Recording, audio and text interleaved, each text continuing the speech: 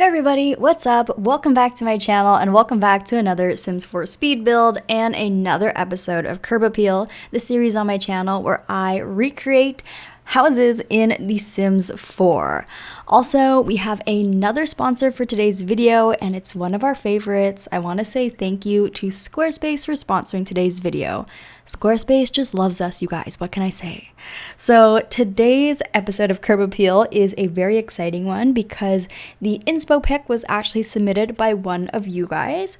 So thank you so much to Venus, aka Cats Love Boxes on Twitter, for suggesting this photo to me. They DM'd it to me on Twitter and I just instantly really liked it. So that's what we are going to be recreating today. The other reason why this is a exciting video is because this is going to be a limited pack build. So I don't think I intentionally made this a limited pack build. It just sort of happened and then I committed to it a third of the way into the build. I was like, you know what, I'm gonna make this a limited pack build. So I know sometimes you guys have been requesting builds that don't use as many packs, and I actually started as a limited pack builder. Fun fact, if you guys are semi new here, when I first started my channel I only built with base game.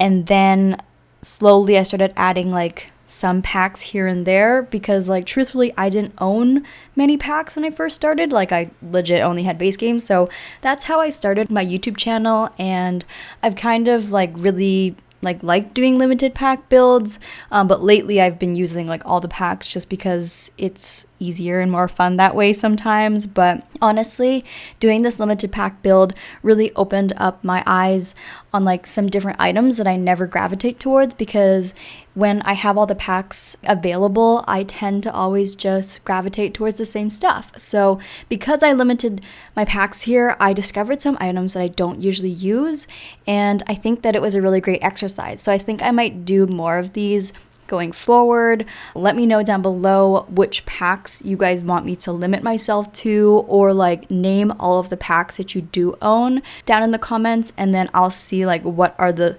3 or 5 most common packs that everyone has, and I will try and limit them in future builds. So the 3 packs that I limited myself to this time were Snowy Escape, Get Together, and Cats and Dogs. So you'll see I used the spa day wallpaper out in the front at first, that white kind of wood paneling, but I actually changed that to the Cats and Dogs one later. So don't worry, I checked this when I uploaded it to the gallery and there are only 3 packs for sure. So I think that it's pretty decent for only 3 packs. You can do quite a bit, and honestly I was a little bit I had some trouble with it because again I wasn't using the packs or the items that I usually use.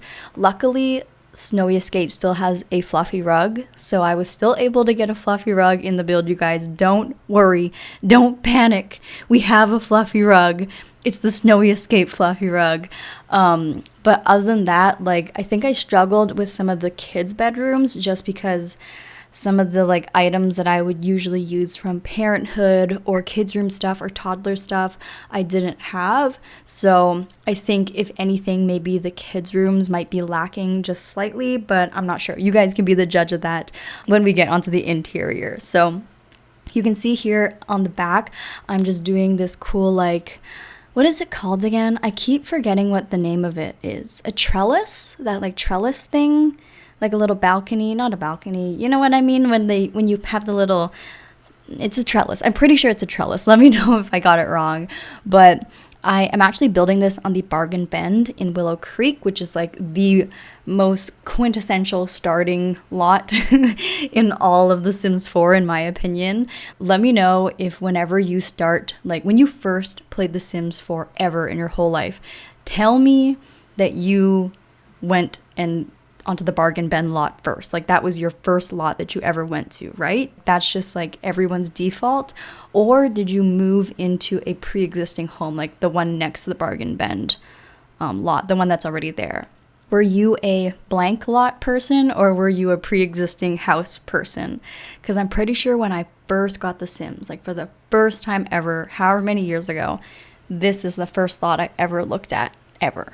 So yeah, I think maybe that's what kind of made me make this into a limited pack build. Like I think it just brought back memories of me starting The Sims and only having base game and being so limited. So maybe just like the whole nostalgia around Bargain Bend just like brought me back. But yeah, I like never come back to this lot for whatever reason. It's like not a bad lot, I guess. I feel like the lighting isn't the best. Maybe that's why I don't come here very often. But I think that if I do like a Willow Creek makeover, I would love to like make this area just, you know, a little bit more like family oriented and like not so bargain bendy. Like make it cute little starter homes or like family starter homes, but make them nice. I feel like I'd really enjoy doing that. So yeah, I have been making some progress on my save file, you guys, which I will talk about a little bit later.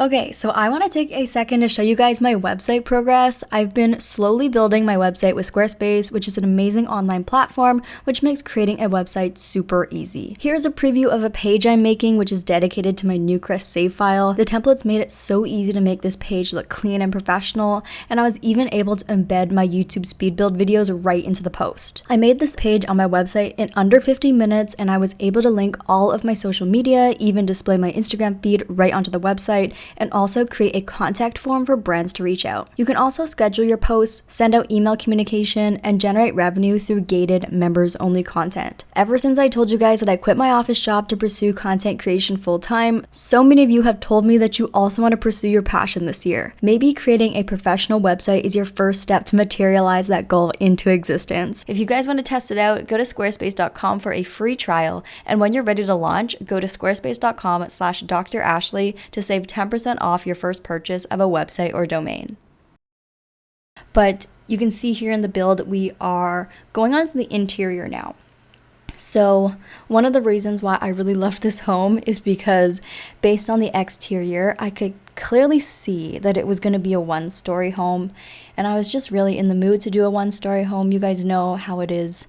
I have been challenging myself. And I know I always like tell you guys this, but I've been doing some two-story homes lately, you know, just to mix it up a bit. But one-story homes really just feel like easier to play in my opinion. So I really like building one-story homes. And I also really liked the exterior, how there was the kind of like darkish blue, black, navy, greenish. I don't really know what color that is, but it's like a dark paneling on the exterior. Usually I do like all white homes. Like I just do white and black homes, but this one had like this kind of pop of darkness on the outside, which I thought was a little bit different than what I usually do. And I do want to lean into some other more like darker, moodier colors for exteriors soon, but lately I've just been like doing the stuff I like, you know. I'm going at my own pace, you guys. Don't worry. I'll become adventurous. I will. But yeah, I don't know. I just thought it was an overall really pretty home, and the roofing was a little bit tricky, but I think I got it pretty close. But you guys can obviously let me know at the end of the video, rate my recreation out of 10 as per usual. But here you can see we are on to the interior, and I'm doing the kitchen. I'm using these base game countertops and cabinets. In fact, like the whole kitchen set is basically base game. And I feel like ever since we got the like more swatches added to the base game, like that's obviously helped a ton. To be honest, I haven't used a lot of the new swatches. Like even though they added a bunch of swatches to the base game kitchen counters and stuff, I feel like we all like hyped it up so much and it was so great, but to be honest, I don't use like a ton of them. I don't think. Like I think my most used items from the base game update, like when they added all those swatches, I think my most used are the build assets, like the windows and the doors and stuff like that, and the flooring and maybe the wallpaper. I can't remember if they're a new wallpaper, but I've definitely like benefited the most from all of the window swatches, all of the door swatches, all of the beautiful wood flooring swatches, I've used those the most for sure. I can't say that I've used the kitchen counters from the base game update that much. I'm sure like maybe like a lot of you guys use it, but like personally, I don't know why. I just like don't gravitate to the base game counters very often. I think I prefer like the Jungle Adventure counters, even the Snowy Escape counters I like quite a lot. What are my favorite counters? I really liked the Country Kitchen counters for like a hot minute. I think lately I just haven't been using them because I always end up using the black swatch from the Country Kitchen kit counters, and I don't want to like overdo it, I guess, but I feel like I'm just in this weird area where I'm like waiting for the next pack. Like, what was the last pack we got? I guess we got my wedding stories like pretty recently, but I think there was just like so much chaos that happened with that pack that in my mind it just like didn't really happen, like especially with all the bugs and stuff like that. Like, I don't know. Also, my wedding stories was released during a really weird time in my life when I was like kind of in the process of moving as well as like quitting my job. So my wedding stories was just like a blur. Like, I don't really remember it, and I don't really use it that often, just because I'm not sure if like a lot of people purchased it, so I don't want to like build in that world if like nobody has it, if you know what I mean. But I already talked about that in my previous Tartosa video, so if you want to see one of my wedding stories pack speed builds, then I'll link that one down below. I built like a honeymoon villa in Tartosa. But anyways, on the interior here, you can see like my living room is like super neutral. It's super creamy, a lot of browns, a lot of beiges. I did like this built-in TV unit with the base game cabinets. I think that the base game cabinets are really good for built-in like cabinetry, and like especially for entertainment units like this. I think they're really great for like built-in closets too. They're just super versatile. These like really plain ones in particular are some of my favorites. And I also did this like cute trick where I used the base game ottoman and I just like sized them down and raised them up slightly to kind of make it look like it's a little bench area. I don't think it's functional, but I can't remember. Because I raised it up, it's probably not functional. It just like adds a little bit of texture, so it's a little bit cuter. To be honest, I don't really know who would sit under the TV anyway, because like you can't watch the TV if you're sitting that close to it. So it's more just for looks than for like functionality. But I feel like there's enough seating around that living room anyways that you don't really need to sit on the ottomans anyways. You can see here I'm doing the dining room. Now, I never use these cats and dogs dining chairs. Like, they just look a little bit like old-fashioned to me, I think, with the like slip covers. I don't know. They just don't seem super like with the times. Now, I've seen them in real life before. They kind of remind me of like a restaurant.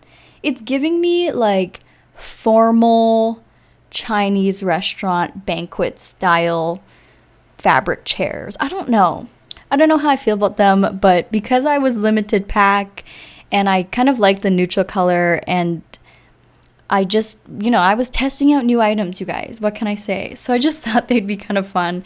This was kind of like a family home, right? So I don't know, maybe they're good for families because you can just like take off the cover and then throw it in the washing machine, and they're super easy to clean when your kids spill stuff all over them. So I don't know.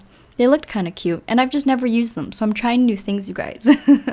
But the other thing that I did that I kind of like is I layered these rugs on top of each other. So I put down like a base game rug first, and then it wasn't really like I don't know, it wasn't giving me the look that I wanted, and I wanted to incorporate some sort of fluffy rug, but I felt it would be too neutral, so I just layered the fluffy rug on top.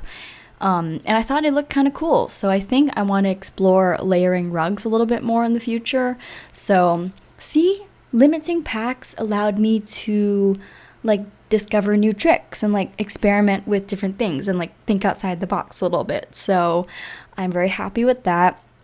I also put a like chess table by the window in the living room just to add like some skill building activities. I remember back in the day, in my like early days of building, I used to always put a chess table in all of my builds, just because like whenever I built, I really like focused on like function and making sure that there were enough skill building activities in the home so that you wouldn't have to ever leave your home and you could like get everything you wanted.